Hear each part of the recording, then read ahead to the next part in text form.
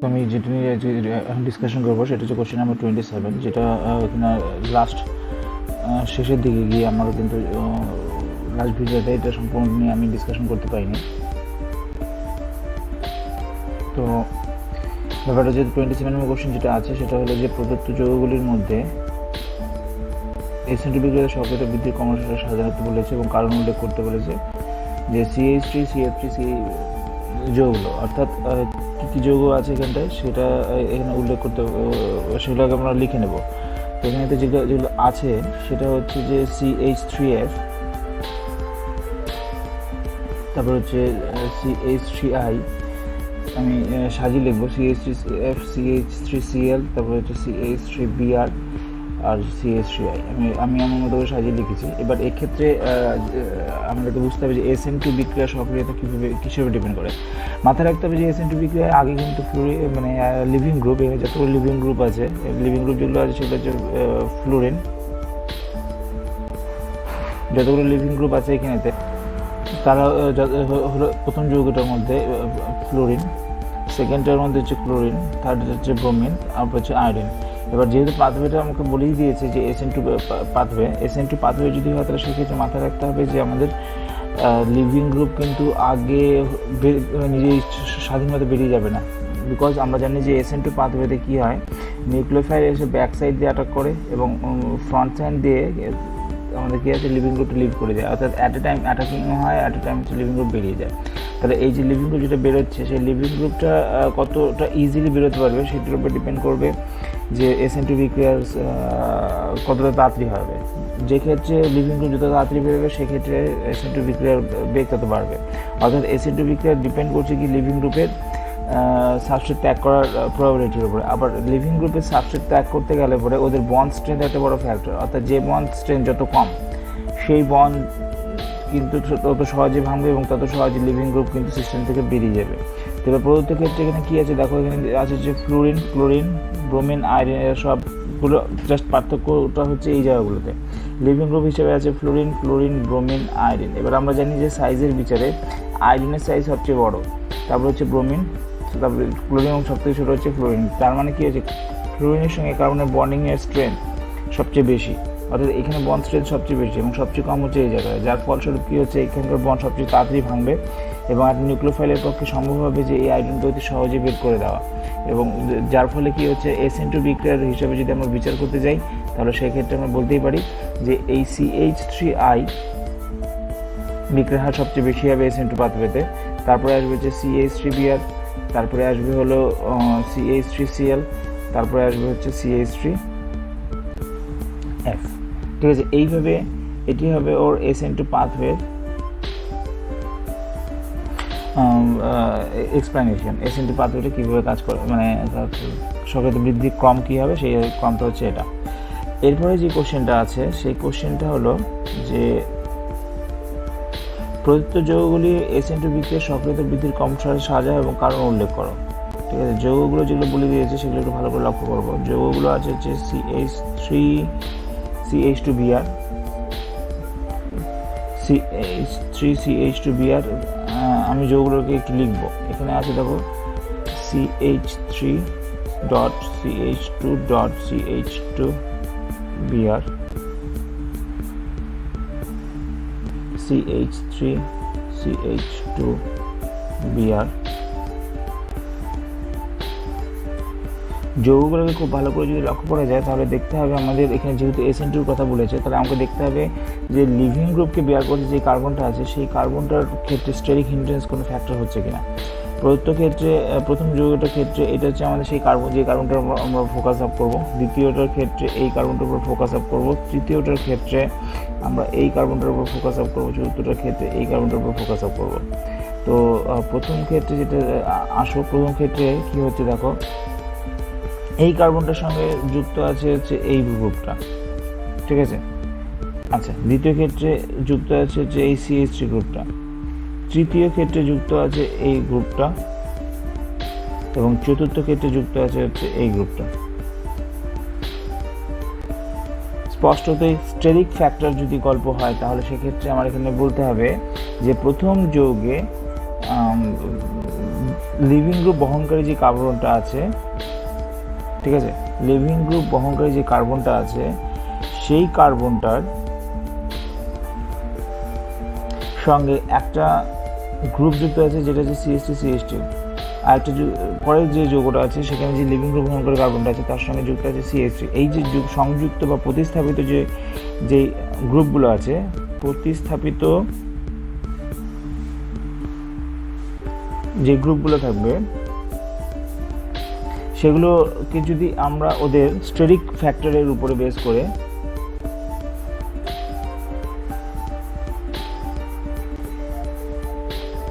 হেনডেন্সের উপর বেস করে যদি অর্ডার করি, তাহলে সেক্ষেত্রে মাথায় রাখতে হবে যে এই যে গ্রুপটা CH3CCH3C, এই গ্রুপটার কিন্তু স্টেরিক হিন্ড্রেন্স সবচেয়ে বেশি, সবচেয়ে হাইয়েস্ট। তারপরে আসবে হচ্ছে এই গ্রুপটা যেখানে স্টেরিক হিন্ড্রেন্স কিন্তু আগেরটার তুলনায় একটু কম হবে, ঠিক আছে, কারণ এই গ্রুপটা একটু ছোট হয়ে গেল, কার্বন সংখ্যা যেহেতু রিডিউস করলে হাইড্রোজেন সংখ্যা রিডিউস করে গেল। তারপরে স্টেরিক ফ্যাক্টর আসবে হচ্ছে CH2CH2 গ্রুপের, এবং সবচেয়ে লিস্ট আসবে সেটা হচ্ছে সবচেয়ে কম আসবে CH2 গ্রুপের, মিথাইল গ্রুপের।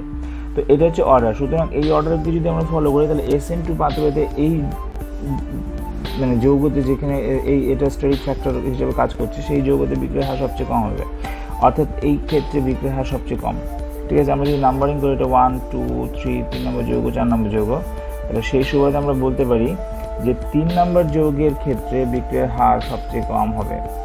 তারপরে হচ্ছে বিক্রিয়ার হার কম হবে হচ্ছে 4-এর, তারপরে একটু ভালো হবে হচ্ছে 1-এর, সবচেয়ে ভালো হবে হচ্ছে 2-এর, ঠিক আছে। এটা হচ্ছে বিক্রিয়ার অর্ডার, ওকে। তো এই গেল হচ্ছে 28 নম্বর কোশ্চেন। এরপরে আসো পরেরটাতে কি বলেছে দেখি। বলেছে SN2 বিক্রিয়াগুলো কেন ঘটে না, এক্ষেত্রে লক্ষ্য করবে এখানে কিন্তু বলা হচ্ছে কেন ঘটে না, তার কারণ উল্লেখ করো। তো প্রথম যেটা আছে Br মাইনাস এটা, আচ্ছা এখানে তোমাদের সঙ্গে আমার আগে ডিসকাশন হয়েছিল যে এখানে যে রিপ্লেসমেন্টটা হয়েছে সেটা খুব ভালো করে লক্ষ্য করলে পরে বোঝা যায় যে এখানে OH এর জায়গায় Br গ্রুপ কিন্তু প্রবেশ করেছে, অর্থাৎ এটা একটা SN2 পাথওয়ে। এবং এক্ষেত্রে আমি আগেও বলেছিলাম যে OH গ্রুপটা কিন্তু ভালো লিভিং গ্রুপ নয়। ভালো লিভিং গ্রুপ না হওয়ার জন্য কিন্তু কী হচ্ছে, সিস্টেম থেকে কিন্তু OH কিন্তু এমনি আউট হবে না। হ্যাঁ, OH-কে আউট করতে গেলে তোমার কিন্তু একটা প্রোটনেশন করা দরকার। অ্যাসিড যদি থাকতো তাহলে সেক্ষেত্রে বিক্রিয়াটা হতো।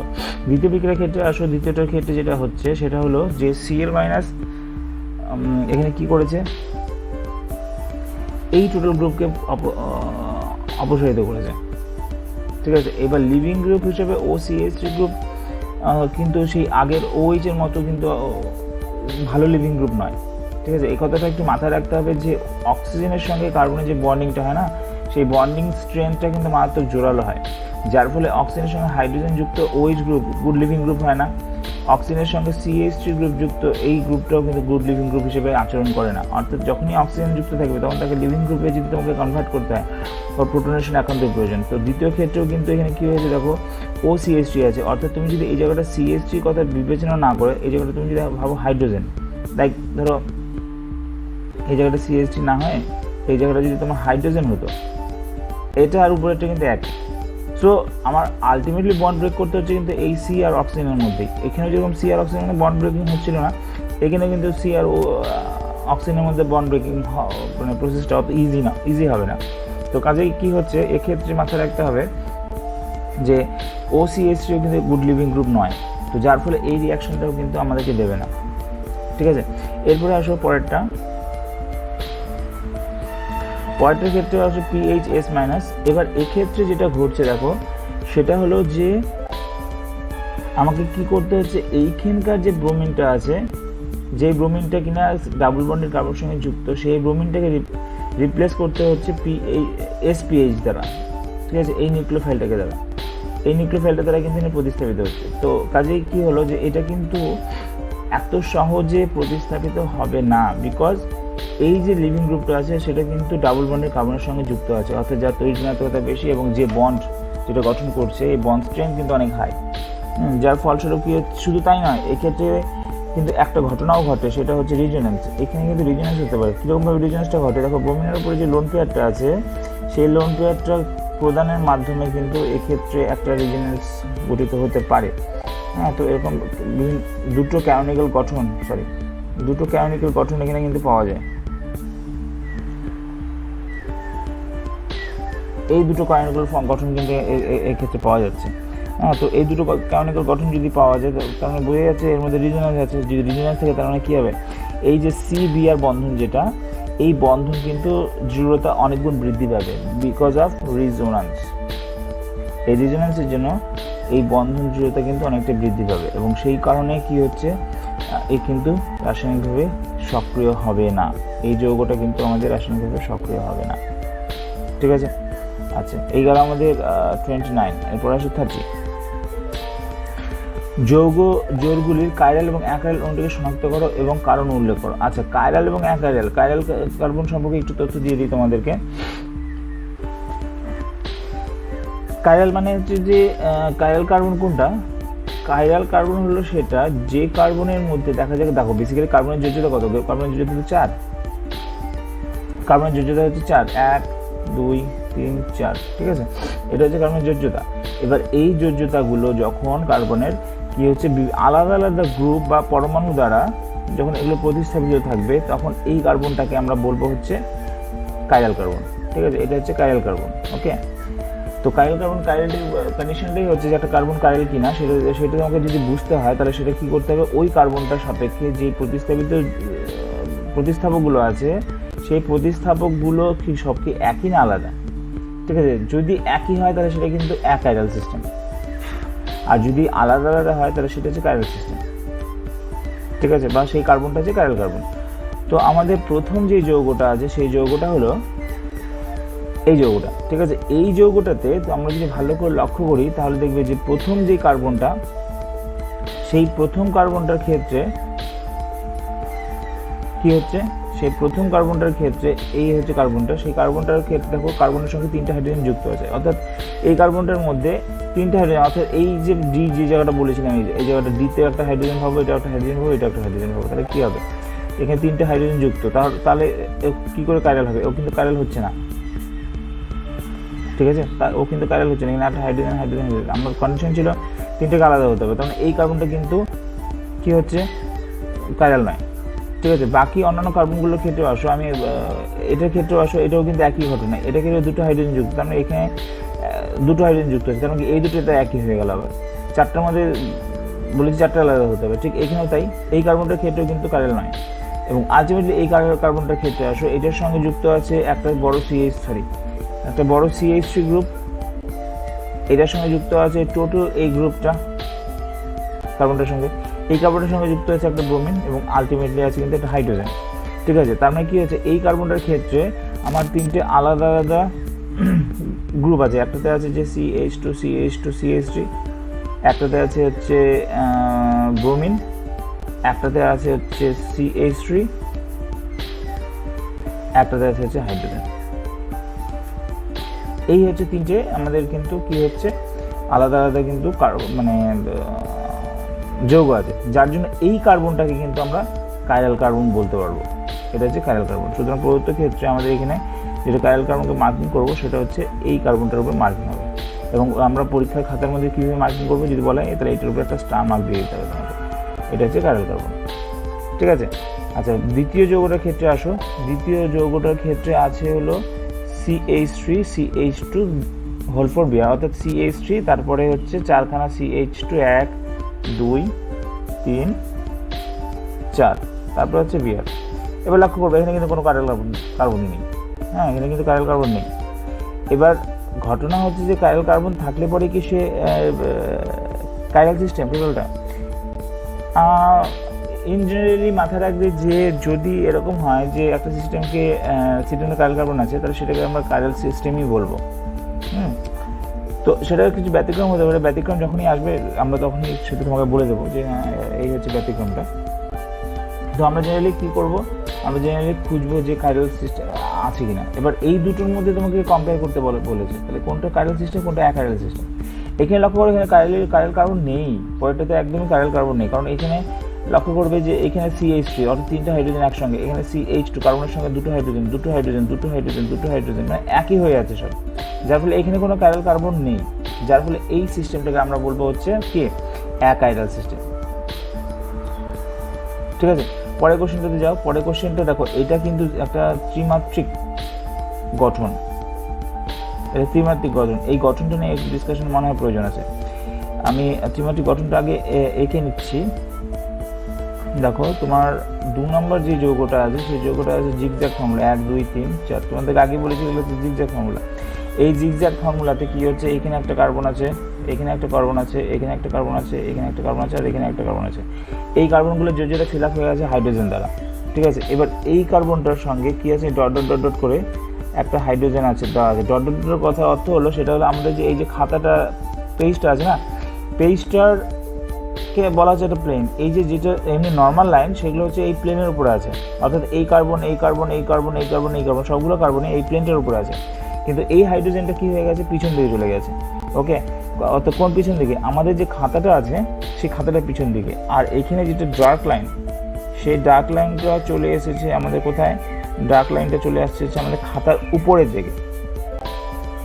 অর্থাৎ কি হয়েছে, খাতার উপরে আছে OH, এই অক্সিজেনের সঙ্গে এই কার্বনটার বন্ডিং আছে, তার সঙ্গে হাইড্রোজেন যুক্ত, যেটা কিনা পিছন দিকে আছে, এবং বাকি এই CH3 এগুলো সবগুলো কিন্তু পিছন দিকে আছে।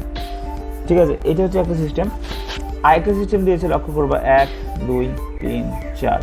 ঠিক আছে, এখানে আছে Cl, এখানে আছে Cl, এখানে আছে কার্বন, কার্বন, কার্বন, হলো। তো পিছন দিকে আছে হচ্ছে OH, ওপরের দিকে আছে হচ্ছে H। এবার এখানে ব্যাপারটা হচ্ছে যে উপরে আছে পিছনে আছে, এগুলো নিয়ে ফ্যাক্টর না। ফ্যাক্টরটা হচ্ছে যে এই কার্বনটার উপরে ফোকাস আপ করো। এই কার্বনটার উপরে যদি আমরা ফোকাস আপ করি, দেখা যাবে এটার সঙ্গে যুক্ত আছে যে একটা OH গ্রুপ, একটা H গ্রুপ, একটা কার্বন, যেখানে বাকি যেটা 3টা হাইড্রোজেনের পূরণ আছে। এখানে আছে হচ্ছে CH2 CH2 CH2 গ্রুপ। ঠিক আছে, অর্থাৎ এই জায়গাগুলো যদি লক্ষ্য করা যায়, তাহলে দেখো এই জায়গাটা আছে হচ্ছে CH2, এই কার্বনটার ক্ষেত্রে যদি দেখো তাহলে আসবে CH2, এটা আসবে হচ্ছে CH3, এটা আসবে হচ্ছে CH3। অর্থাৎ এই যে কার্বন, যেটা এই কার্বনটা কিন্তু কার্বন কার্বন, কারণ তার মধ্যে 4টা আলাদা আলাদা গ্রুপ আছে।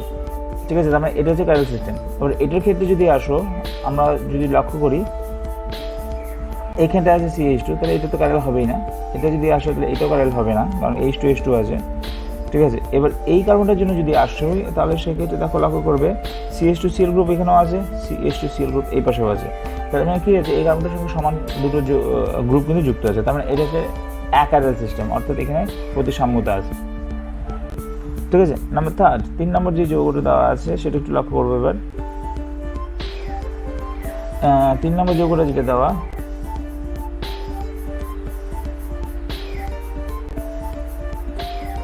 ঠিক আছে, এবার এখানটায় যুক্ত আছে ডাবল বন্ড, এখানে এখানে ডাবল বন্ড, এখানে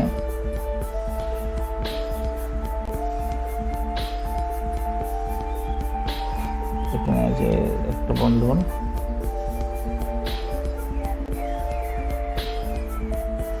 এখানে ডাবল বন্ড, এইখানেতে আছে একটা বন্ধন, এখানে আছে একটা বন্ধন, এখানে আছে ডাবল বন্ড, এখানটা যুক্ত আছে O, এখানটা যুক্ত আছে O, এখানে যুক্ত আছে CH3, এখানে যুক্ত আছে হচ্ছে উপরে H, এখানে যুক্ত আছে, সরি এটা না, এখানে হবে না।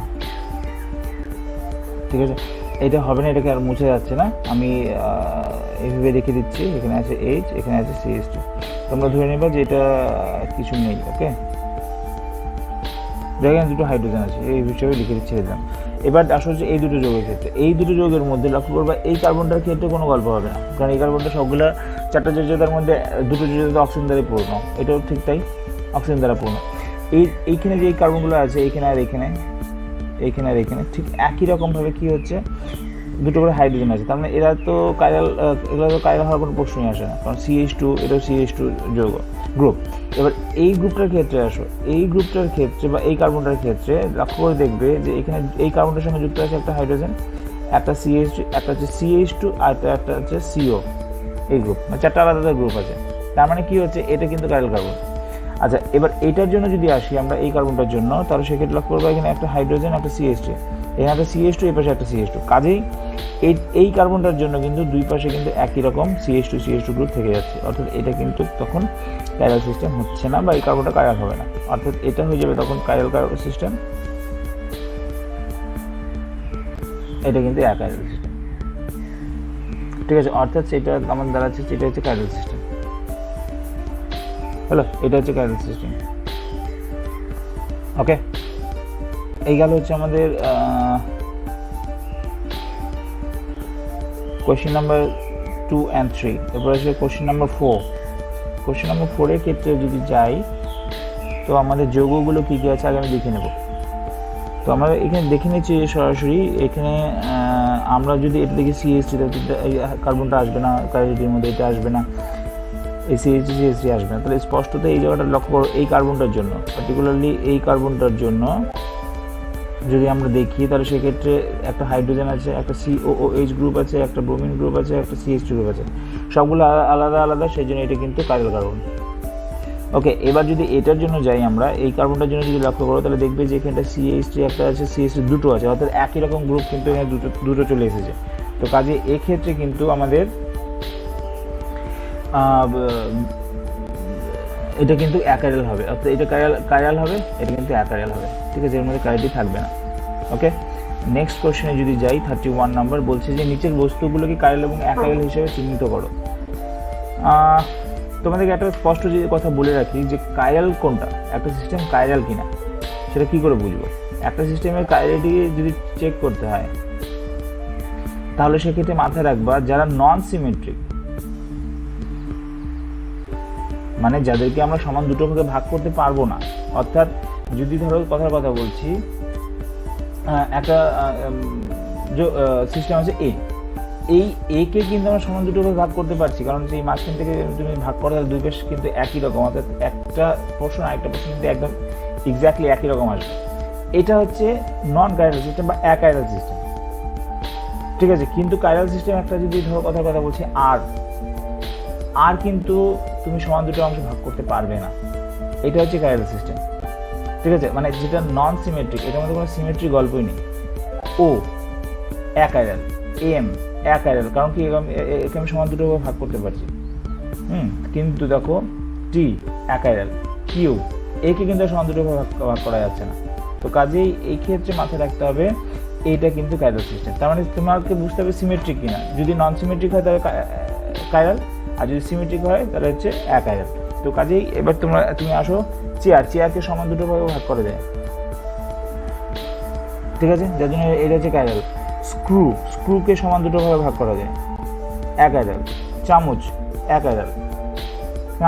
কেঁচিকে সমান দুটো অংশ ভাগ করতে পারবা। কাপকে কিন্তু সমান দুটো ভাগে ভাগ করা যায় না। দেখো কাপের স্ট্রাকচারটা যদি আসো, কাপের স্ট্রাকচারে যদি তুমি আসো, তাহলে সেক্ষেত্রে তুমি দেখবে যে কাপের স্ট্রাকচারটা হচ্ছে এইরকম। এটা তুমি ভাগ করবে কীভাবে? এইভাবে যদি কাটো, তাহলে এইটার জন্য কিন্তু অ্যাকাইরাল হয়ে যায়। হ্যাঁ, তুমি যদি বলো যে একদম আড়াআড়িভাবে দেখবো, মানে এরকমভাবে কাটবো, হ্যান্ডেলটাকেও কেটে দেবো, সেটা আলাদা ব্যাপার। ঠিক আছে, কিন্তু ওভারঅল এটা হচ্ছে অ্যাকাইরাল হিসেবে দেখা হবে। হ্যাঁ, থালা অ্যাকাইরাল, সরি কাপকে কিন্তু কাইরাল হিসেবে দেখা হবে। কাপটাকে আমি মার্ক করে রাখলাম। আচ্ছা, হাত কিন্তু সিমেট্রিক না, হাতকে সমান দুটো অংশে ভাগ করা যায় না। ঠিক আছে, তাহলে এটা কাইরাল। একটি মগ যার হ্যান্ডেলের উল্টো দিকে ড্যাড লেখা আছে, এটা ঠিক বুঝতে পারছি না। একটি মগ যার হ্যান্ডেলের উল্টো দিকে DAD লেখা আছে, তাহলে এটা হচ্ছে মগটা, এখানে DAD লিখেছে, ড্যাড। DAD মানে এটা কিন্তু সিমেট্রিক। হ্যাঁ, এখন মগটাকে কীভাবে ভাগ করবে ঠিক বুঝতে পারছি না। মম, ড্যাড যেগুলো লেখা আছে বলছে, তার মানে কী হচ্ছে, তুমি মাঝখান থেকে যে একদম মাঝখান থেকে হ্যান্ডেলের দিক থেকে একদম মাঝখান থেকে কিন্তু দুটো ভাবে ভাগ করতেই পারো। তো কাজে এই দুটো কিন্তু, এই ড্যাড বলো মম বলো, এটা কিন্তু তোমার সিমেট্রিক হয়ে আছে। যেহেতু সিমেট্রিক, সেই জন্য অ্যাকাইরাল। একটি গাড়ি, এটাও কিন্তু অ্যাকাইরাল। ইনফ্যাক্ট একটা সিম্পল একটা কথা বলছি, যে কোনো ধরো দেখতে সুন্দর বিষয় কিন্তু মোটামুটি সিমেট্রিক হয় এবং সেটা অ্যাকাইরালই হয়। ঠিক আছে, এরপর আসা হচ্ছে আলোক সক্রিয়তা।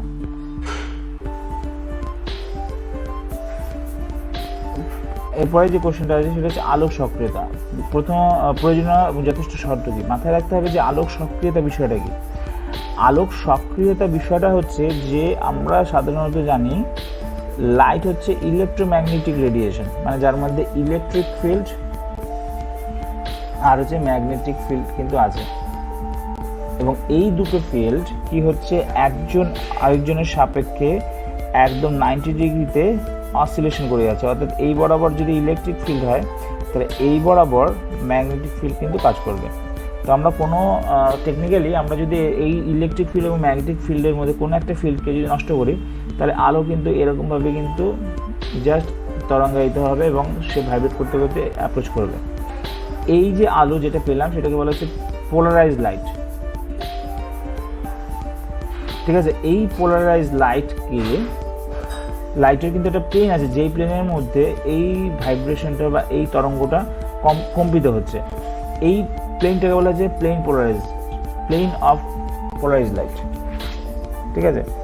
এই প্লেন অফ পোলারাইজড লাইট, কিছু কিছু যৌগ আছে যে যৌগগুলোর যদি তুমি একটা দ্রবণ নাও, সেই দ্রবণের মধ্য দিয়ে যদি এই পোলারাইজড লাইটকে পাঠাও, ঠিক আছে। সাপোজ এটা ফাঁকা ছিল এবং সেক্ষেত্রে প্লেনটা ছিল হচ্ছে এই বরাবর, যেই বরাবর ও ভাইব্রেট হচ্ছিল আলোটা, এই যে আলোটা পড়ছিল সেটা ভাইব্রেট হচ্ছিল। কিন্তু এখানে যখনই যৌগটা নিয়ে নিছো, দ্রবণটা নেওয়া হয়েছে, এখান থেকে যে আলোটা বেরোচ্ছে সেই আলোটার ক্ষেত্রে দেখা যাচ্ছে কি এই প্লেনটা একটু বেঁকে গেছে, ঠিক আছে। অর্থাৎ কী হয়েছে, এখানটা একটা কোণের সৃষ্টি হয়েছে। কারণ সেই কোণটা ধরে এই বরাবর আমরা তীর্যকভাবে যদি দেখি প্লেনটা আছে এরকম বরাবর, ঠিক আছে। এবার এই যে প্লেনটা ছিল এটা আগে ছিল, কিন্তু যৌবনের মধ্যে পাঠানোর সময় দেখা গেলো কি প্লেনটার মুভমেন্ট এরকম হয়ে গেছে, অর্থাৎ সে ঘুরে গেছে, অর্থাৎ ডান দিকে ঘুরেছে। তো ডান দিকে 20 ডিগ্রি ঘুরলো, তাহলে আমরা লিখবো +20 ডিগ্রি, ঠিক আছে। যদি বাদিকে ঘোরে তাহলে লিখবো হচ্ছে -20 ডিগ্রি। এই যে সমস্ত যৌগগুলো আলোকে এইভাবে আলো প্লেনটাকে এরকম ঘোরাতে পারবে তাকে বলা হচ্ছে আলোক সক্রিয় যৌগ। এই আলোক সক্রিয় যৌগের ক্ষেত্রে দু রকম হতে পারে, একটা ওর ডান দিকে ঘোরাচ্ছে আর একটা হচ্ছে বাঁ দিকে ঘোরাচ্ছে, ঠিক আছে। আলোক সক্রিয় যেই আইসোমারগুলো থাকে তাদের একটা ডান দিকে ঘোরায় আর একটা বাঁ দিকে ঘোরায়। কী বললাম বোঝা গেছে? আলোক এই প্লেনটাকে একবার ডান দিকে ঘোরে বাঁ দিকে ঘোরে, যারা এই ডান দিকে বাঁ দিকে ঘুরতে পারবে প্লেন পোলারাইজড লাইটের প্লেনকে, তাদেরকে বলা হবে যে আলোক সক্রিয় পদার্থ। হ্যাঁ, তো এবার যে ডান দিকে ঘোরাচ্ছে তাকে আমরা প্লাস দিয়ে তারপরে তার ডিগ্রি লেখা হয়, কত ডিগ্রি ঘোরাচ্ছে। অনেক সময় এটা ডি দিয়ে স্মল ডি দিয়ে লেখা হয়, আর এটাকে মাইনাসটাকে কোনো সময় এল দিয়েও লেখা হয়, GL পেয়ার। অর্থাৎ একটা আইসোমার ডান দিকে ঘোরাবে তো একটা আইসোমার বাঁ দিকে ঘোরাবে, ঠিক আছে। স্ট্রাকচার দেখে কিন্তু বোঝা যাবে না যে কোনটা কোন দিকে ঘোরাবে, খালি এতটুকু জানা যায় যে দুটো আইসোমার থাকে, একটা যদি ডান দিকে ঘোরায় আর একটা বাঁ দিকে ঘোরাবে। এবং এদের মধ্যে পারস্পরিক একটা রিলেশনশিপ আছে। রিলেশনশিপটা কি, যে এরা পরস্পরের মিরর ইমেজ রিলেশনশিপ রাখবে। মিরর ইমেজ মানে দর্পণ প্রতিবিম্ব হবে, একজন আরেকজনের প্রতিবিম্ব হবে, ঠিক আছে। তো কি হচ্ছে এই সিস্টেমটা প্রতিবিম্ব হবে।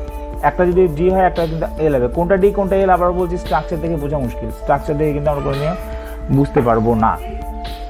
তো কাজেই এটা হচ্ছে আমাদের আলোক সক্রিয়তা। আলোক সক্রিয়তার প্রয়োজনীয় এবং যথেষ্ট শর্ত যেটা মাথায় রাখতে হবে, আলোক সক্রিয়তার মেন শর্ত হচ্ছে টোটাল সিস্টেমটাকে অ্যাসিমেট্রিক হতে হবে। টোটাল সিস্টেমটাকে কিন্তু অ্যাসিমেট্রিক হতে হবে। তো এই গেল আমাদের আজকে 32 নম্বর কোশ্চেনটা। আপাতত এখানেই আমি ছাড়ছি, পরের ভিডিওগুলোতে বাকিগুলো নিয়ে আসবো। ওকে।